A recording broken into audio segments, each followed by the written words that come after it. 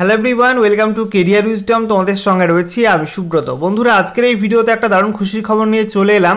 আরও একটি নতুন চাকরির আপডেট তোমাদের জন্য রয়েছে। সেন্ট্রাল গভর্নমেন্টের চাকরি, কেন্দ্রীয় সরকারের অধীন দিল্লি পুলিশে নতুন রিক্রুটমেন্ট করা হবে। বেশ কিছু পোস্টে রিক্রুটমেন্ট করা হবে। সম্প্রতি আরটিআই ফাইল করা হয়েছিল, তার রিপোর্ট সামনে এসছে এবং সেই আরটিআই রিপ্লাইয়ে যে আপডেটটি উঠে আসছে, মোট 6 রকম পোস্টে কিন্তু রিক্রুটমেন্ট করা হবে দিল্লি পুলিশে।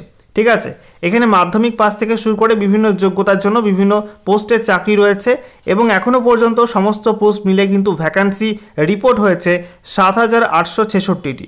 এই ভ্যাকান্সি কিন্তু আরও বাড়তে পারে এবং ভ্যাকান্সি তোমাদের 8,000 প্লাস ভ্যাকান্সি হতে পারে, এমনটা কিন্তু আপডেট রয়েছে। বন্ধুরা, তোমাদেরকে জানিয়ে রাখি, এটা তোমাদের একটা সেন্ট্রাল গভর্নমেন্টের চাকরি এবং all over India job vacancy. ভারতীয় নাগরিক হয়ে থাকলেই তোমরা এখানে অ্যাপ্লাই করতে পারবে। ছেলে মেয়ে সকলে কিন্তু অনলাইন মোডে অ্যাপ্লাই করতে পারবে।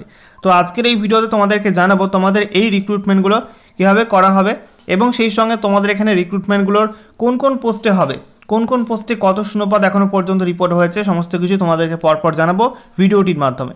তো ভিডিওটি ভালো লাগলে অবশ্যই লাইক এবং শেয়ার করে দিও। সেই সঙ্গে নতুন দর্শক হয়ে থাকলে লেটেস্ট ভিডিওর আপডেট সর্বপ্রথমে পাওয়ার জন্য চ্যানেলটিকে সাবস্ক্রাইব করে নিয়ে পাশে থাকা বেল আইকনে ক্লিক করে অল নোটিফিকেশন অপশানটিকে অন করে রাখবে। লেটেস্ট আপডেট তোমরা সবার প্রথমে পেয়ে যাবে। তো বন্ধুরা, অনস্ক্রিন তোমরা দেখতে পাচ্ছ সেই আরটিআই রিপ্লাই একটি অংশ তোমাদের সামনে ওপেন করলাম, যেখানে তোমাদের কোন কোন পোস্টে রিক্রুটমেন্ট করা হবে দেখে নাও। প্রথমত head constable ministerial male female পোস্টে রিক্রুটমেন্ট করা হবে। এছাড়া 2 number post head constable assistant wireless operator এবং teleprinter operator male female সকলের জন্যই শূন্যপদ রয়েছে। 3 নম্বর কনস্টেবল ড্রাইভার পোস্টে রিক্রুটমেন্ট করা হবে। তারপরে 4 নম্বরে কনস্টেবল এক্সিকিউটিভ মেল ফিমেল পোস্টে রিক্রুটমেন্ট করা হবে এবং 5 number SI executive male female recruitment করা হবে এবং সেই সঙ্গে MTS civilian in various trades mail female পোস্টে রিক্রুটমেন্ট করা হবে। এবারে তোমাদের ভ্যাকান্সির প্রসঙ্গে আসি। তোমাদের এখানে সব পোস্ট মিলে কিন্তু ভ্যাকান্সি এখনও পর্যন্ত রিপোর্ট হয়েছে দেখো 7,866টা। ঠিক আছে, এবার তোমাদেরকে দেখিয়ে দেবো ভ্যাকান্সি কোন কোন পোস্টে কত রিপোর্ট হয়েছে এখনও পর্যন্ত। দেখো, প্রথমে তোমাদের 14/11/2024 এই ডেট অনুযায়ী ভ্যাকান্সি রিপোর্ট হয়েছিল হেড কনস্টেবল মিনিস্ট্রিয়াল পোস্টে মেল ফিমেল মিলিয়ে 329টা, সেটা কিন্তু এখনও পর্যন্ত বেড়ে হয়েছে 404টি। এরপরে তোমাদের head constable assistant wireless operator এবং টেলি প্রিন্টার অপারেটর পোস্টে ভ্যাকান্সি তোমাদের ছিল 394টা, সেখানে কিন্তু বেড়ে হয়েছে 441টা। এরপরে দেখো 3 নম্বরে কনস্টেবল ড্রাইভার পোস্টে তোমাদের ভ্যাকান্সি রিপোর্ট হয়েছিল 589টা, সেটা বেড়ে হয়েছে 633টা। ঠিক আছে, তারপরে দেখো 4 নম্বর কনস্টেবল এক্সিকিউটিভ মেল ফিমেল মিলিয়ে কিন্তু ভ্যাকান্সি রিপোর্ট হয়েছিল 5246টা, সেটা বেড়ে হয়েছে 5293টা।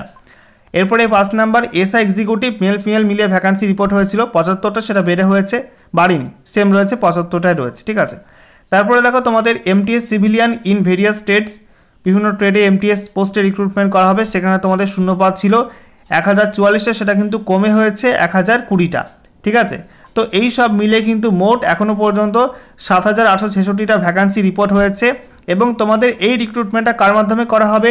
স্টাফ সিলেকশন কমিশন অর্থাৎ এসএসসির মাধ্যমে। যে SSC board GD constable recruitment করায়, সেই এসএসসি বোর্ডই কিন্তু তোমাদের কম্পিউটার ভিত্তিক পরীক্ষার মাধ্যমে এই রিক্রুটমেন্টটা করাবে।